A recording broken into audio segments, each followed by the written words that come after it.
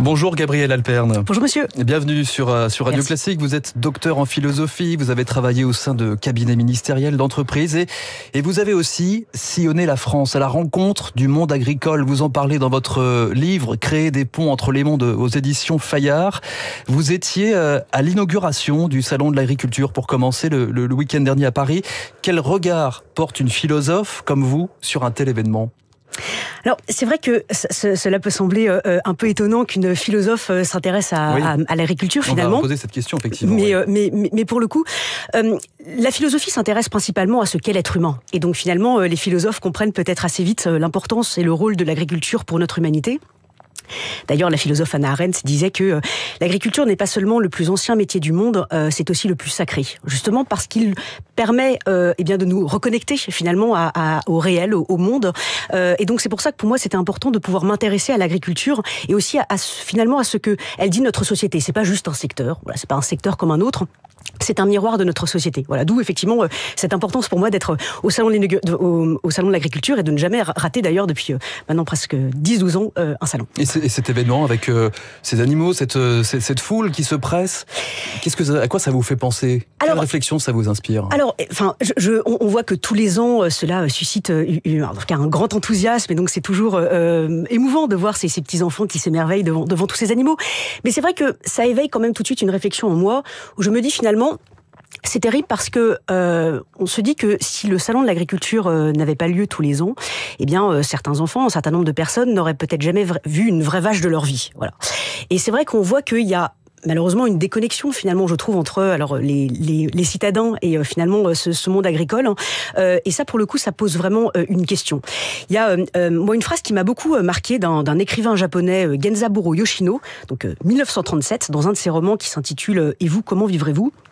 Et il dit, il est tout de même bizarre que ces hommes qui ont fabriqué la nourriture que tu manges, les vêtements que tu portes, la maison que tu habites, toutes ces choses essentielles pour ta vie, soient tous de parfaits inconnus.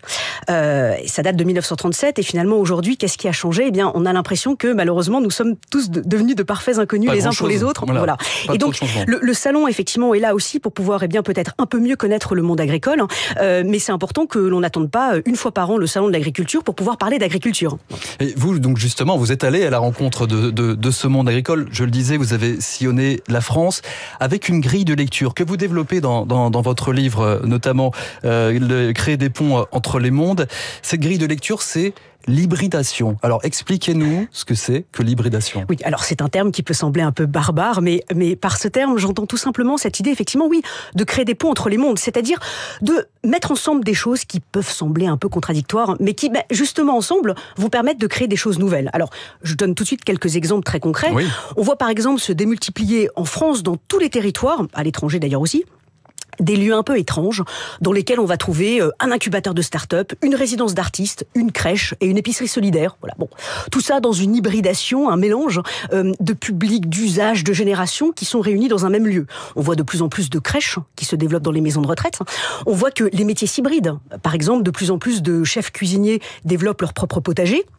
Et donc on voit émerger des cuisiniers éleveurs ou des cuisiniers maraîchers dans une forme d'hybridation de métiers qui peut-être s'étaient un peu absurdement éloignés. Alors juste, si je me suis autant intéressée à cette question de l'hybridation, parce que pour moi c'est vraiment ça peut être la grande tendance du monde qui vient, il y a plein de petits signaux faibles autour de nous, c'est parce que notre société crève des silos, des cases dans lesquelles on s'enferme. Alors, il y a les start-upers, il y a les industriels, il y a les artisans, il y a les chercheurs, il y a les jeunes, il y a les seniors, que l'on appelle un peu hypocritement d'ailleurs les seniors. Et il y a les agriculteurs aussi. Il y a les agriculteurs. C'est une case aussi. Voilà, et je trouve que c'est terrible parce que finalement, ce faisant, à force de ranger tout le monde dans une petite case, eh bien, on cultive des frontières absurdes et artificielles entre les métiers, les générations, les mondes, qui finalement, à terme, viennent renforcer les fractures au sein de notre société. Et malheureusement, ça date pas d'hier, ça c'était Rousseau, donc 18e siècle, qui à son époque déjà disait « Nous avons des physiciens, des astronomes, des géomètres, nous avons des musiciens, des peintres, des chanteurs, mais nous n'avons plus de citoyens. » Voilà. De fait, chacun est enfermé dans son petit monde, son petit intérêt particulier. Donc,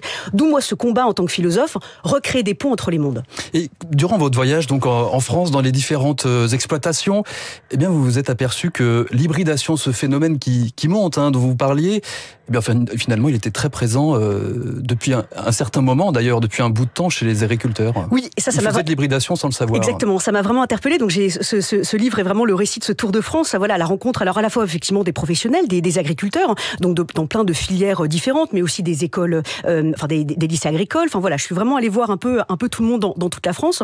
Et c'est vrai que mes travaux de recherche sur l'hybridation leur a tout de suite parlé parce que, eh bien, de fait, ils ont assez rapidement développé une diversification d'activités. La ferme n'est plus seulement le lieu de production, elle est aussi le lieu de transformation et de plus en plus un lieu de vente, voilà, en circuit court. Donc ça, c'est une hybridation d'ailleurs aussi des activités. La crise énergétique, il y a 1 an et demi, a finalement invité un certain nombre d'agriculteurs à pas seulement produire des produits agricoles, mais aussi de l'énergie. Donc effectivement, une sorte d'hybridation des activités, etc., etc. Peut-être, je peux donner un exemple. Allez-y, justement, voilà. J'allais y venir, justement. Il y en a plein des exemples dans votre livre, et notamment dans le Haut-Mâconnais. Voilà, ça c'est une paysanne boulangère que j'aime beaucoup, effectivement, qui très courageusement a développé sa propre activité, son exploitation agricole. Donc elle produit elle-même, elle cultive, elle produit elle-même sa farine et elle produit du pain. Et ce que je trouve extraordinaire, c'est que sa ferme est vraiment devenue le point de repère du territoire. C'est un tout petit hameau. Voilà, il y a pas de café, il y a pas grand chose. Et finalement, c'est vraiment le lieu où tout le monde se retrouve pour pouvoir acheter son pain. Elle a fait un partenariat avec d'autres agriculteurs pour pouvoir vendre aussi leurs produits. Donc elle va vendre des œufs, elle va vendre voilà. Et puis ce que je trouve surtout intéressant, c'est qu'elle fait œuvre de pédagogie. On peut apprendre finalement toute la chaîne du métier. Et donc finalement, son exploitation agricole est à la fois un lieu social, un lieu de formation, un lieu économique, etc., etc. Donc un lieu qui devient complètement hybride et qui là permet de recréer des ponts finalement entre les consommateurs et les producteurs. On parle beaucoup de détresse, de malaise, de suicide aussi dans le secteur agricole. Cette hybridation. Elle peut être un remède justement à le malaise de ce secteur. Alors oui, effectivement, de fait, il y a une crise dans le monde agricole et on a vu les différents symptômes éclatants ces derniers temps avec cette crise. Et donc pour le coup, alors je n'aurais pas la prétention de dire que cette hybridation serait la solution à tout. Non, mais en tout cas, elle peut apporter quelques pistes. Un exemple très concret, c'est un agriculteur, un éleveur de vaches, qui, plutôt que de produire du fromage comme tout le monde, a voulu produire des glaces artisanales. Mais sauf que, comme il ne voulait pas être pieds et poings liés avec la grande distribution, il s'est dit, il faut que j'attire les clients sur mon exploitation. Par définition, il est un peu perdu dans un territoire un peu reculé. Et donc, il a développé un labyrinthe géant dans un champ à côté de son exploitation pour les enfants. C'est un peu une sorte de parc d'attractions qu'il a pu développer. De ce fait, il n'a pas eu de problème pour pouvoir recruter des jeunes, pas de problème évidemment pour la reprise de son exploitation. Et finalement, c'est un lieu où, je crois, il y a à peu près 20 000 ou 30 000 personnes qui viennent tous les ans. Et donc, il a su finalement, il peut dégager des bénéfices. Et donc, ça lui a permis d'investir dans le photovoltaïque, d'investir dans une station-service biogaz, etc., etc. Donc, il fournit en plus d'ailleurs de l'énergie à ses collègues autour de lui.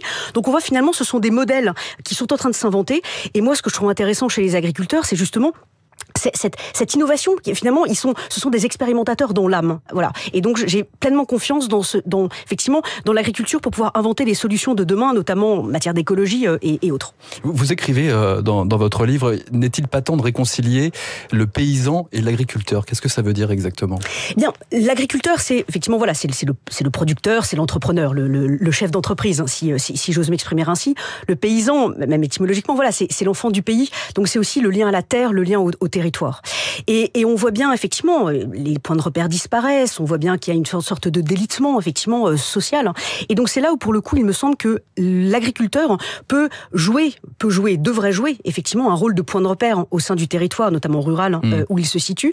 Et là, pour le coup, c'est aussi n'être pas seulement un agriculteur, mais effectivement, être aussi, effectivement, le paysan, qui va permettre de créer des ponts entre les différents mondes. J'ai cité cette paysanne boulangère qui a vraiment à cœur de reconstituer, de fédérer créer une communauté de gens qui sont éparpillés, voilà, mais justement de redevenir, enfin, son exploitation est un véritable point de repère, voilà, et c'est ça que je trouve intéressant. Vous avez l'autre point de vue aussi, c'est celui des consommateurs. Au final, nous qui achetons des fruits et des légumes, il faut là aussi retisser un pont. Je vais juste prendre les chiffres qui sont sortis tout récemment. Ça date de ce matin, vous le trouvez dans les Échos. Les plus de 60 ans représentent la moitié des consommateurs de produits frais. 50% de consommateurs ont plus de 60 ans. Ça veut dire qu'il y a un problème encore, il y a une connexion qui ne se fait plus. Oui, alors une connexion qui ne se fait plus, une méconnaissance aussi. Vous avez cité cette étude. Moi, l'année dernière, j'étais outrée. Il y a une étude qui a été publiée montrant qu'un certain nombre de jeunes Français avaient du mal à distinguer entre les concombres et les courgettes. Oui. Enfin voilà, nous sommes quand même au pays de Rabelais. Enfin, c'est un exemple quand même flagrant. Et donc c'est terrible de se dire que, bien dans notre pays, une telle méconnaissance. Voilà, les carottes râpées ne poussent pas dans les placards. Et je trouve que finalement cette méconnaissance-là est vraiment néfaste. Et donc c'est la raison pour laquelle je milite pour que l'on puisse mettre des potagers dans les écoles pour pouvoir apprendre aux enfants. Alors on ne va pas en faire des agriculteurs ni des cuisiniers, mais en tout cas leur apprendre les rudiments pour qu'ils puissent comprendre comment ça se passe, parce que c'est là en fait tout le sens de créer des ponts entre les mondes. C'est que malheureusement, à force de séparer les choses, tout le monde dans sa case, tout le monde dans son monde, eh bien cela crée une méconnaissance. Une méconnaissance les uns par rapport aux autres, et cette méconnaissance est mère de préjugés et grand-mère du mépris. Voilà. Et quand le mépris devient finalement la norme au sein d'une société, on n'est plus dans une société. Voilà. Donc comment recréer de la connaissance et faire en sorte qu'il y ait une curiosité à l'égard du métier de l'autre. Vous parliez justement des écoles et notamment des lycées agricoles. Il y a des enseignements, vous dites, qui devraient être enseignés finalement dès l'école primaire ou dans des filières générales. Oui, moi j'ai une très grande admiration pour l'enseignement agricole dont on parle très peu. Et c'est intéressant parce que aujourd'hui, tout le monde s'interroge sur les questions d'éducation, notamment avec l'intelligence artificielle générative. Et finalement, je trouve qu'il y a un certain nombre de réponses qui se trouvent dans l'enseignement agricole, qui est beaucoup plus pluridisciplinaire, qui allie vraiment la théorie et la pratique. Et surtout, moi, ce que Par exemple, justement, sur la pratique, sur le... Eh bien, en fait, les lycées agricoles sont vraiment pensés comme des lieux d'application de savoir. Un exemple très concret, c'est un lycée agricole qui se situe près d'Angers, les Buissonnets, qui est vraiment un lycée très très hybride. Et notamment, il y a parmi les formations qui sont proposées, une formation au métier de la vente. Bon, ce que je trouve intéressant, c'est qu'il y a un potager sur le toit de cet établissement, et donc les fruits et légumes sont cultivés dans ce potager et vendus directement dans l'épicerie de cet établissement, donc un établissement qui a une épicerie. Et les jeunes qui sont donc en formation au métier de la vente, eh bien, sont chargés de vendre ces produits. Mais de ce fait, ce que je trouve intéressant, c'est que on ne les forme pas pour être des vendeurs, on les forme pour qu'ils deviennent des commerçants. Et c'est pas la même chose. Ils ont le sens du produit, ils ont le sens de ce qu'ils vendent, puisqu'ils ont compris comment est-ce qu'on le cultivait et comment se transmettait la chaîne. Une dernière question, et on l'a abordé un petit peu au début de cet entretien. On a assisté l'an dernier à un mouvement de colère agricole, trop de réglementation, de normes, la mondialisation. C'est le signe aussi, vous parliez de pont entre les mondes. Est-ce que le pont s'effrite entre les politiques et les agriculteurs ? Alors...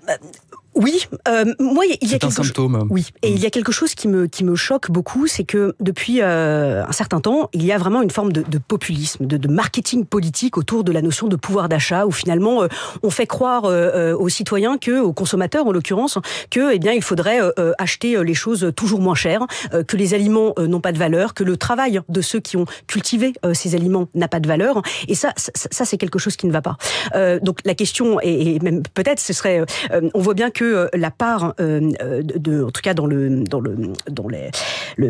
budget des ménages en fait pour la nourriture diminue de plus en plus, et ça pose des questions de santé. Voilà, on fait croire aux gens que bien acheter c'est acheter pas cher, c'est pas vrai. Voilà, après il y a des problèmes de santé. Les vrais sujets, ce serait peut-être faire une grande politique du logement, ça pourrait être intéressant, et de manière à ce que effectivement la part de budget des Français puisse être peut-être un peu plus allouée à des aliments de bonne qualité. Et permettant aux agriculteurs de bien gagner leur vie. Et c'est tout l'enjeu justement des jours, des semaines qui vont venir et de ce salon de l'agriculture qui se tient en ce moment. Merci beaucoup Gabrielle Halpern d'être venue ce matin sur Radio Classique. Alors vous êtes marraine aussi, vous serez marraine de l'édition 2025 des Journées nationales de l'agriculture les 6 et 9 juin prochains. On parlera d'alimentation justement. Oui, le thème c'est mieux comprendre l'agriculture pour mieux consommer. On est vraiment au cœur du sujet. Et je rappelle le titre de votre livre, Créer des ponts entre les mondes, c'est aux éditions Fayard. Bonne journée. Merci vous aussi. Et à bientôt. 8h29 sur Radio Classique. Dans un instant, Esprit Libre. Avec nous, la journaliste et éditorialiste Routel Krief et l'académicien Marc Lambron. Ce sera juste après le rappel des titres.